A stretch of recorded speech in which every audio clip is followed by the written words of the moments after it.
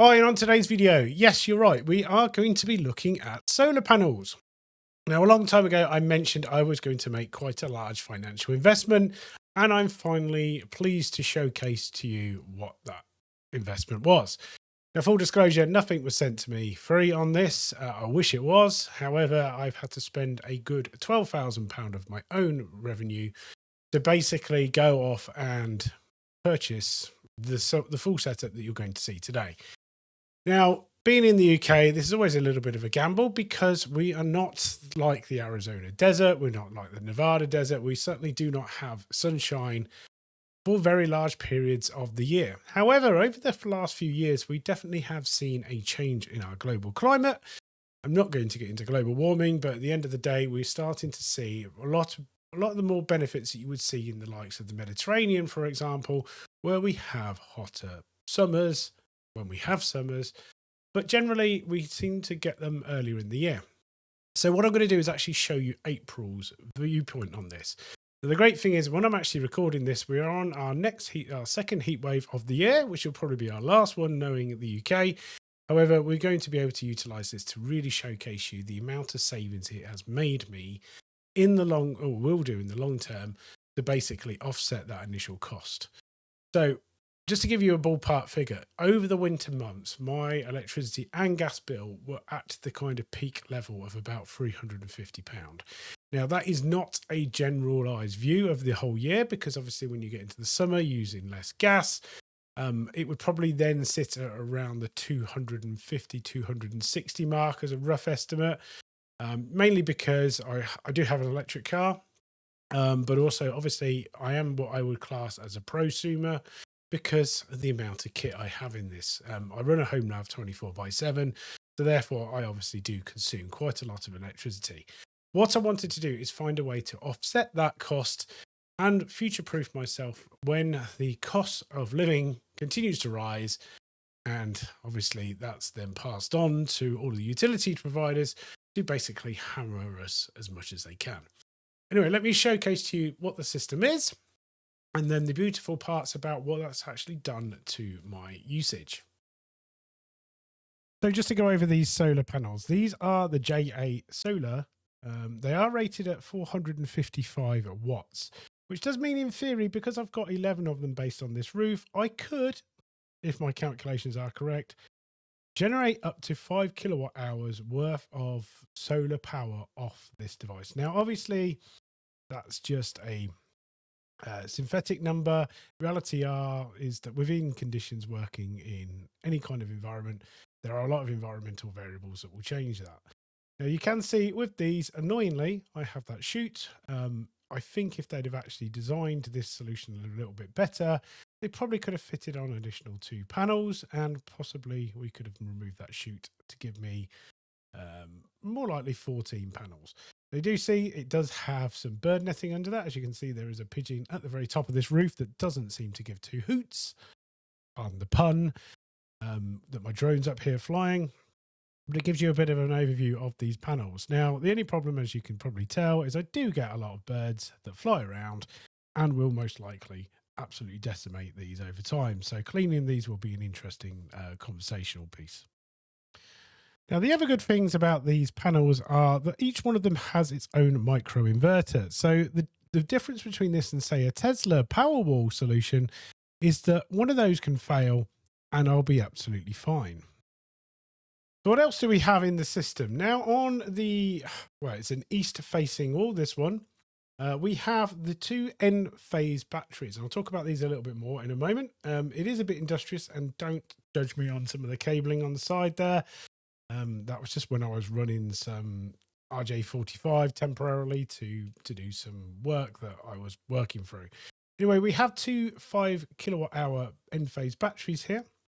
Now, these don't offer, like the Powerwall, they don't offer that complete segregation from the grid. However, what I can do is charge off the grid and discharge to the grid at any point, as well as obviously utilizing it from a consumer point while I'm utilizing my own electricity. Now, what they did is, because I'd already rammed packed my consumer unit inside the house when I was doing my renovations on my office recently, they put a nice box up in out here, which is all fully waterproof. I can actually 3D print the keys for them, which is great. And then we have this cable that runs all the way at the side of the wall, which will basically go up to where the microinverters are with the solar panels. So it gives you a bit of an idea of how that system is put together. So finally looking inside this box, and you can see the consumer unit here, which is it's basically just a segregated version. We've got the Enphase main microcontroller in here, as well as the brains behind the whole system that sits in here. And again, we'll cover these off in a little bit more detail shortly.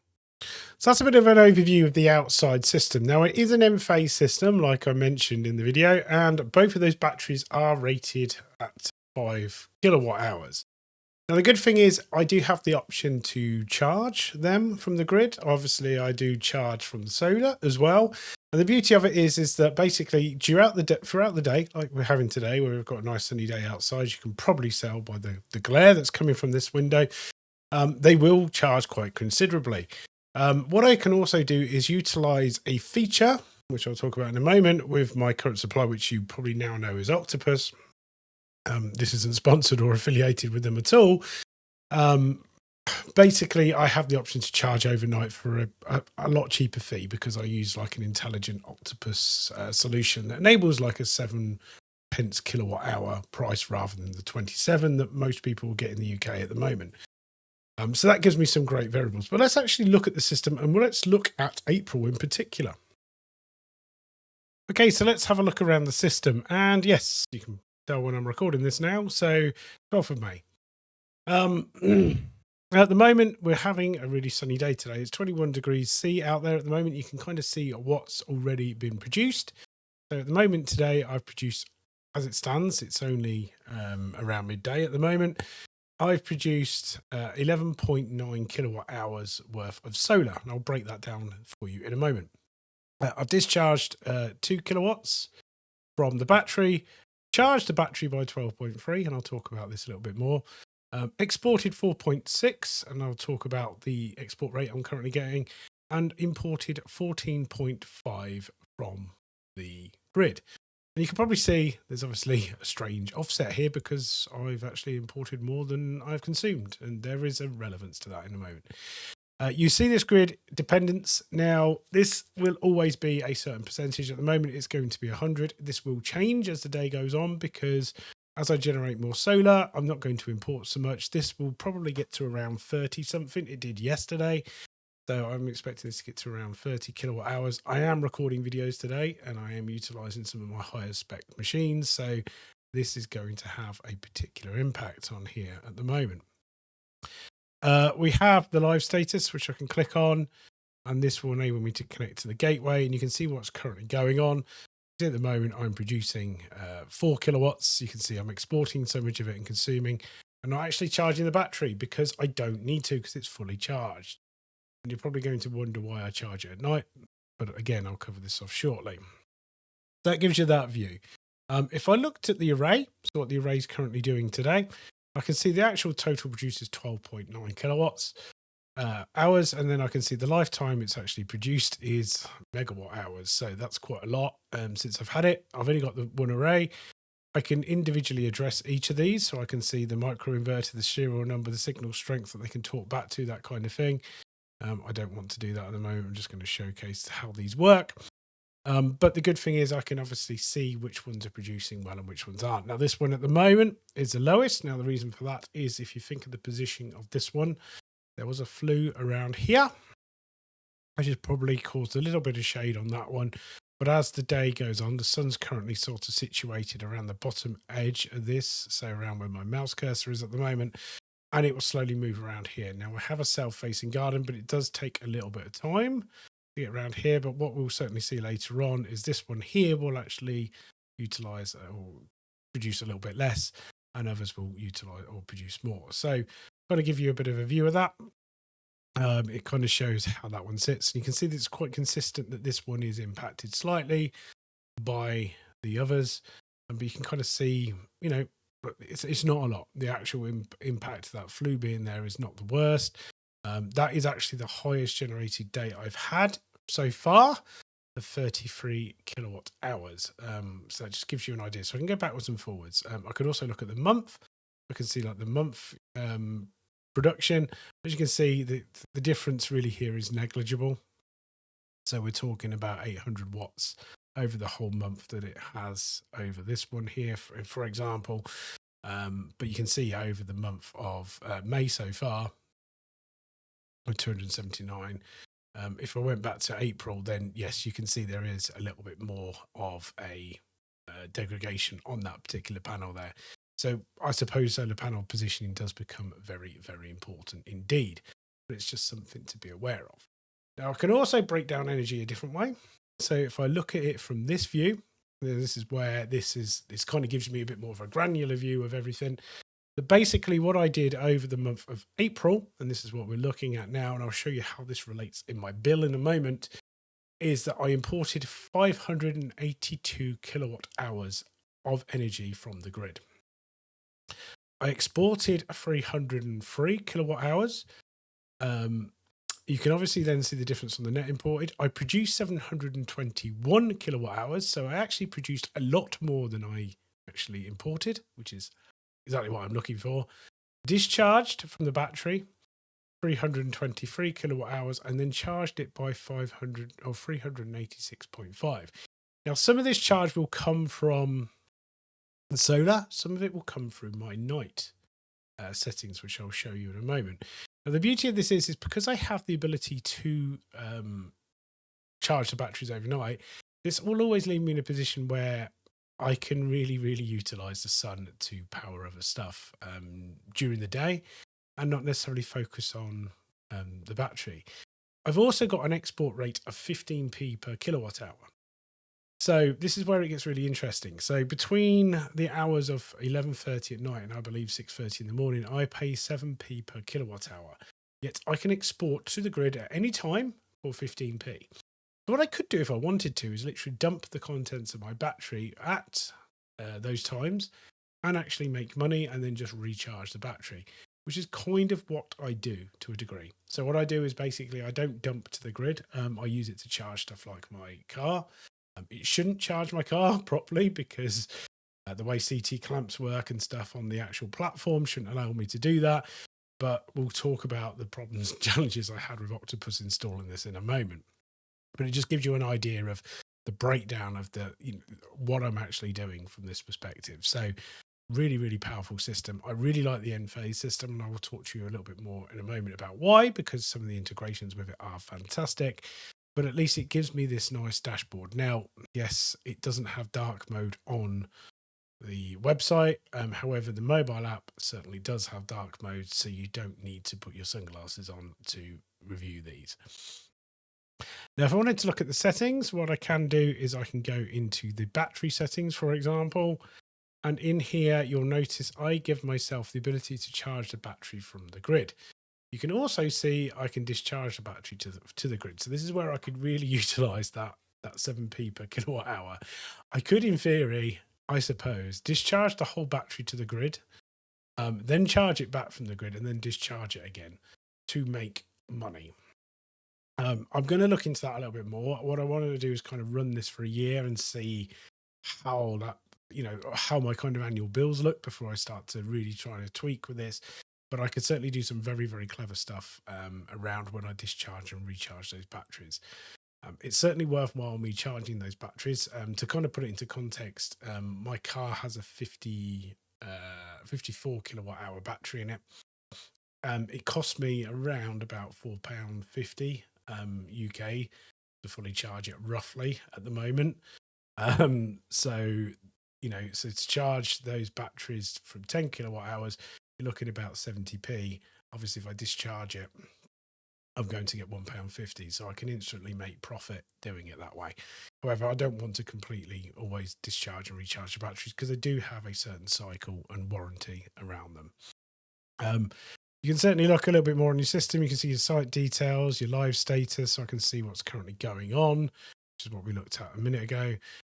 We can actually check on the likes of its performance, so we can see what difference we want, and this is where we go on about dependency on the grid, or we can actually go measures independence from the utility grid. So there's different ways we can set it. We can have the current currency conversion in there, and all I need to do is add a currency factor.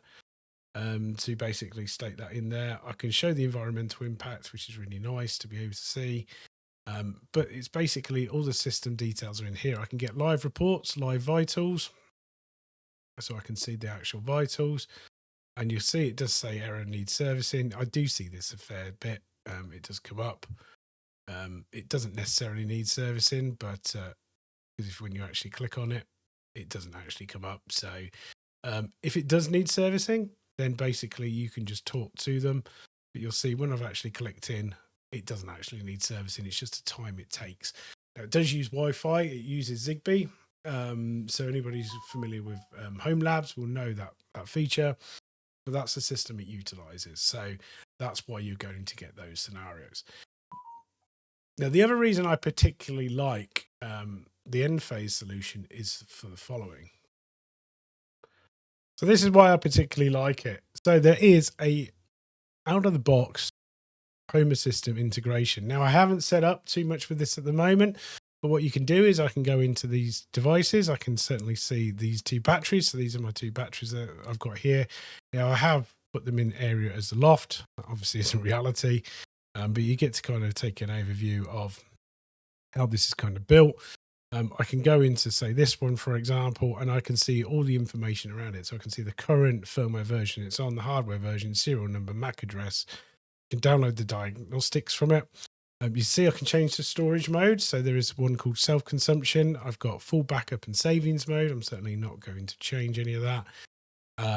You then got all the sensors that are associated with this, the main inverter. So this can basically state all the different ones. Now, the good thing is because each of these are individual, all these inverters that sit in the loft have this ability to kind of show me how much they're generating at the moment as well. So think of the array that we were looking at a short while ago, as I can utilize that to pull that information in and do some really clever stuff with. So I can actually do some automations within the Enphase solution.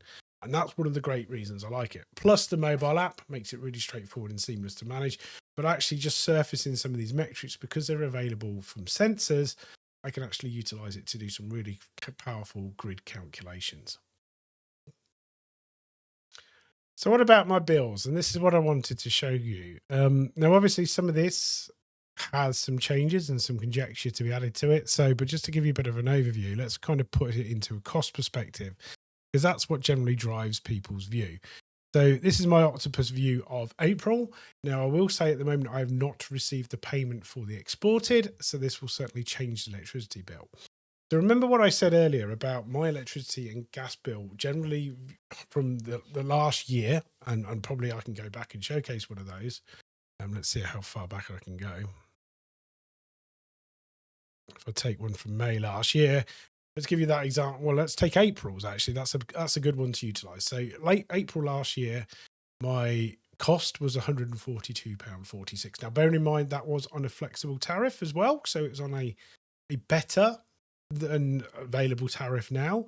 I used to be on the tracker tariff. So that used to have some really, really nice cheap days where it was really, really cheap. But the idea is that sometimes it wasn't particularly great. But I'm really focused on electricity. So if we take a comparable time of £142.46, so just without considering what I've exported, I'm already at £65. So I've already reduced that bill by around £80 at the moment as a rough guide. I think that maths does maths. About £80 at the moment. Now that's not taking into account this. So the amount I've actually exported. So I've actually exported £31.43. Like I said, which I haven't been reimbursed for yet. That will come later this month. It's usually about a month in arrears and they kind of add it to your balance. But basically, my bill really is the difference between these two for electricity. So we are actually talking around roughly £33 something for the electricity for the whole month, which is insane considering where I was. The great thing is it can also showcase where the difference is and how much of this is a standing charge. So unfortunately in the UK, I don't know how relevant this is across the globe. But basically, we pay a standing charge. Where at the moment it's 48p. So every day, whatever happens, I've always got a 48p charge.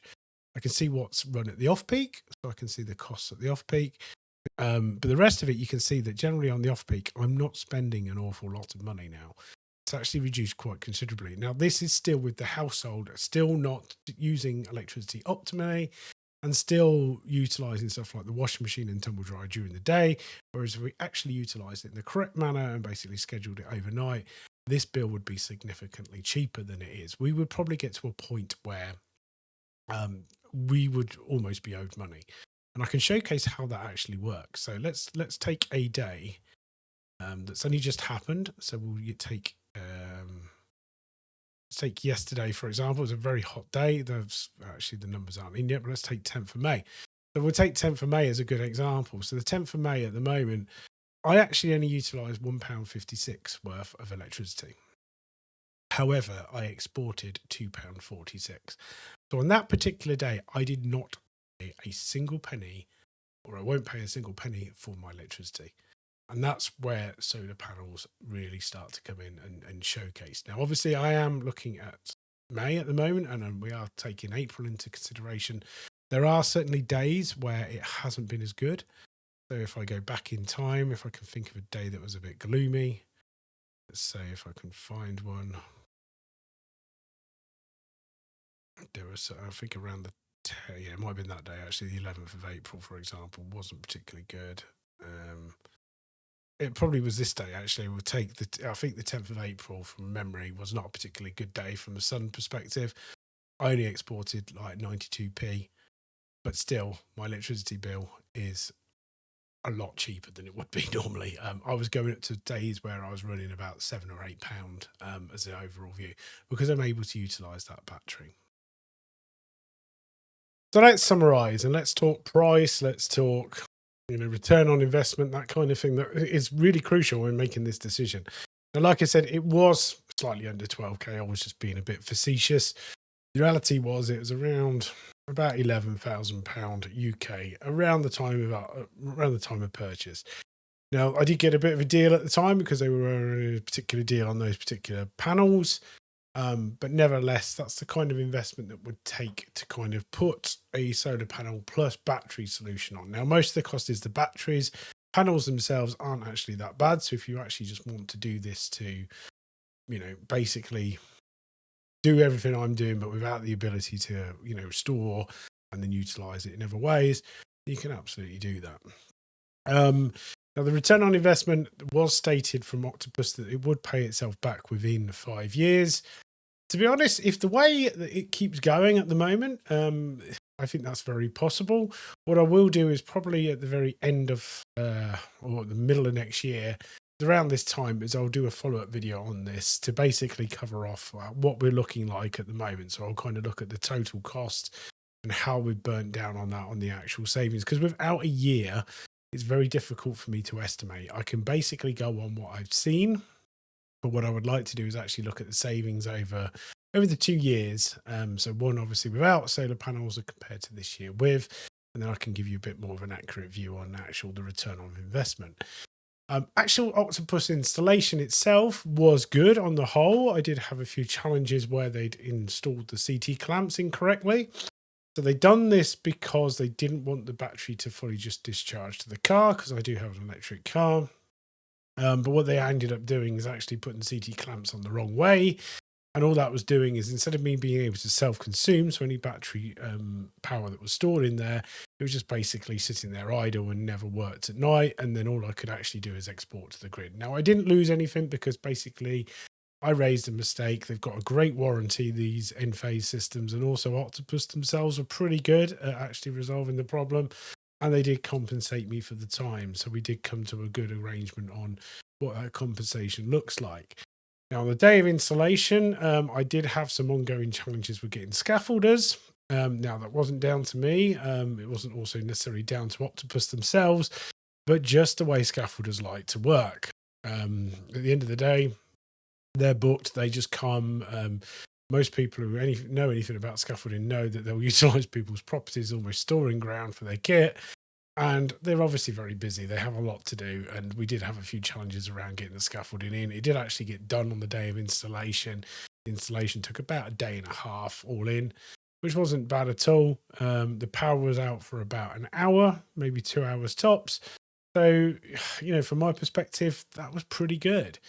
But what I'm actually seeing now from my perspective is how I can utilize these going forward. So obviously, like I mentioned, that ability to discharge to the grid, as I start to get a little bit more savvy with how that works, I think I can actually make the return on investment of these actually a little bit quicker. If I can manage to make them pay for themselves within 3 years, that is going to be great. We've also got the way the economy's going. And let's be totally honest, at the moment, with everything that's going on across the world, let's be honest, the word tariff gets mentioned and everybody puts every single price up known to man. So we're going to start to see actually probably the inflation of sort of the cost of living go higher and higher and higher. And having these kind of panels enables me to kind of offset some of those challenges. So that again will be another beneficial reason. Now, what I would like to see actually is places like the UK government basically stating that every single new house has to be built with solar panels. Because let's say, for example, they didn't have a battery system, give people the option to have battery as an optional thing. But you think of the amount that I actually exported to the grid. Now, we all know about the ongoing challenges with a lot of countries at the moment, the actual grid. Capacities are actually pretty high at the moment.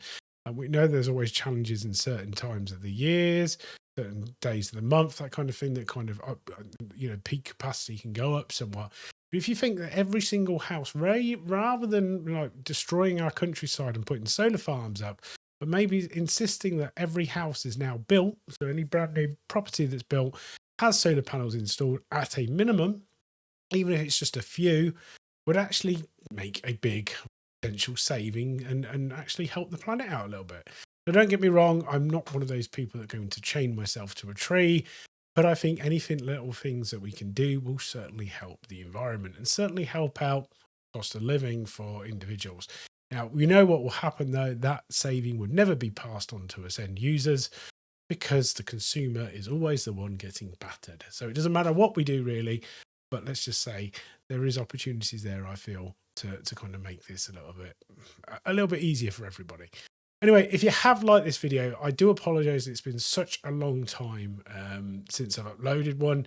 There is a video going up a day before this one. If you're not quite sure why I've been away for so long, it will be on there and it'll kind of break that down a little bit. It's going to be a very difficult video for me to record, but it'll give you a bit of an overview of why I've been off for a while. Anyway, if you have liked this, as always, I will see you next time. Cheers.